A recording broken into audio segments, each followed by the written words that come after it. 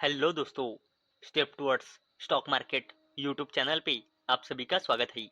तो दोस्तों, आज के इस वीडियो में हम मल्टीपल शेयर के लेटेस्ट अपडेट और लेटेस्ट न्यूज़ के बारे में बात करने वाले हैं। तो चलो वीडियो स्टार्ट करते हैं। तो सबसे पहले बात करते हैं फ्रंटियर स्प्रिंग्स लिमिटेड के बारे में। तो दोस्तों, इस कंपनी ने 2:1 के रेशियो में बोनस शेयर अनाउंस किया है, यानी कि हर एक शेयर पे 2 बोनस शेयर मिलेंगे, यानी कि एक शेयर के 3 शेयर हो जाएंगे। और दोस्तों, इसे देने के लिए कंपनी ने रिकॉर्ड डेट भी फिक्स की है, फ्राइडे 6 मार्च 2026। और दोस्तों, इसी अपडेट के चलते ये फ्रंटियर स्प्रिंग्स लिमिटेड ये कंपनी फोकस में आ चुकी है। अब बात करते हैं इक्लक्स सर्विसेज लिमिटेड के बारे में। तो दोस्तों, इस कंपनी ने 28 जनवरी 2026 को बोर्ड मीटिंग ऑर्गेनाइज की है और ये कंपनी 28 जनवरी 2026 को अपने फाइनेंशियल ईयर 2026 के क्वार्टर 3 के रिजल्ट के साथ साथ बोनस शेयर भी अनाउंस कर सकती है। और दोस्तों, इसी अपडेट के चलते ये कंपनी भी फोकस में आ चुकी है।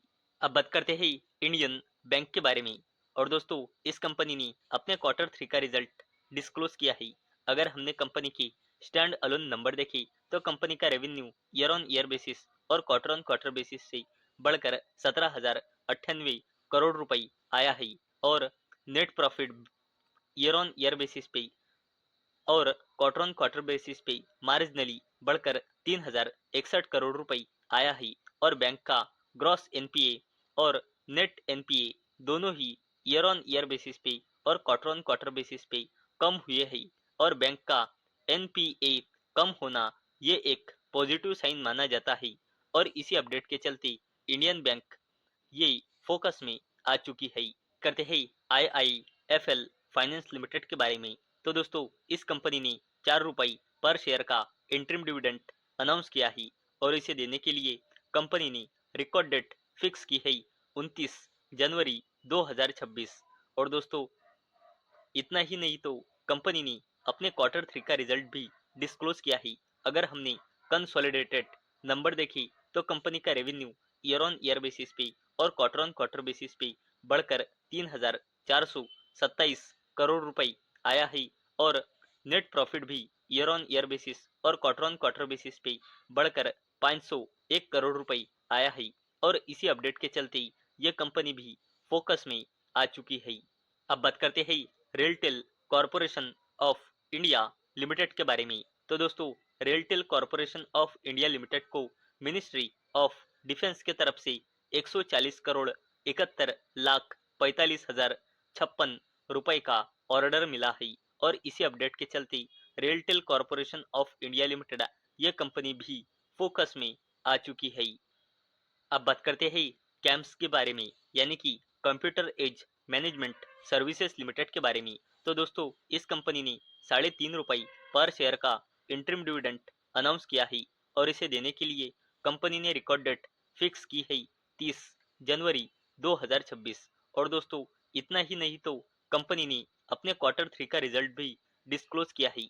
अगर हमने कंसोलिडेटेड नंबर देखे तो कंपनी के sales year on year basis पे और क्वार्टर ऑन क्वार्टर बेसिस पे बढ़कर 390 करोड़ रुपए आई है और कंपनी का नेट प्रॉफिट भी ईयर ऑन ईयर बेसिस पे और क्वार्टर ऑन क्वार्टर बेसिस पे बढ़कर क्वार्टर 3 में 125 करोड़ रुपए आई है। और इसी अपडेट के चलते ये कंपनी भी फोकस में आ चुकी है।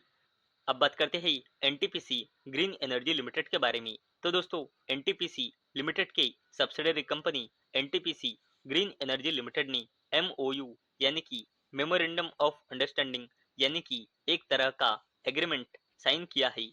किसके साथ? उत्तर प्रदेश के साथ। किस लिए?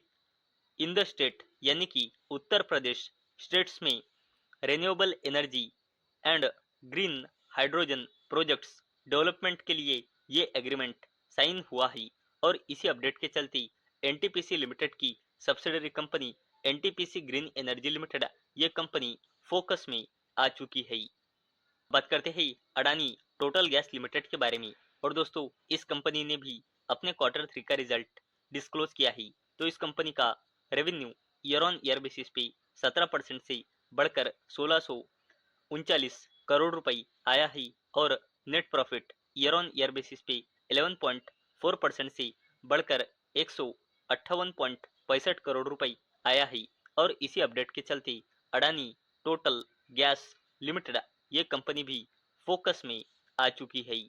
अब बात करते हैं अडानी एनर्जी सॉल्यूशंस लिमिटेड के बारे में। तो दोस्तों इस कंपनी ने भी अपने क्वार्टर 3 का रिजल्ट डिस्क्लोज किया है। अगर हमने कंसोलिडेटेड नंबर देखे तो कंपनी की sales year on year basis पे और क्वार्टर ऑन क्वार्टर बेसिस पे बढ़कर क्वार्टर 3 में आई है 6,730 करोड़ रुपए। लेकिन कंपनी का net profit year on year basis पे गिरा है, लेकिन क्वार्टर ऑन क्वार्टर बेसिस पे मार्जिनली बढ़कर 574 करोड़ रुपए आया है। और इसी अपडेट के चलते ये कंपनी भी फोकस में आ चुकी है। तो दोस्तों मुझे उम्मीद है आपको ये वीडियो पसंद आई होंगी। तो दोस्तों अगर आपको ये वीडियो पसंद आई होंगी तो इस वीडियो को लाइक करें और चैनल को सब्सक्राइब करें। और दोस्तों मैंने ये वीडियो सिर्फ और सिर्फ एजुकेशन और इंफॉर्मेशन पर्पस के लिए बनाई है। मेरी ओर से कोई भी रिकमेंडेशन नहीं है कि आप इन स्टॉक्स को बाय करो, सेल करो या फिर होल्ड करो। तो चलो मिलते हैं कल शाम 6 बजे। तब तक के लिए टाटा, बाय बाय।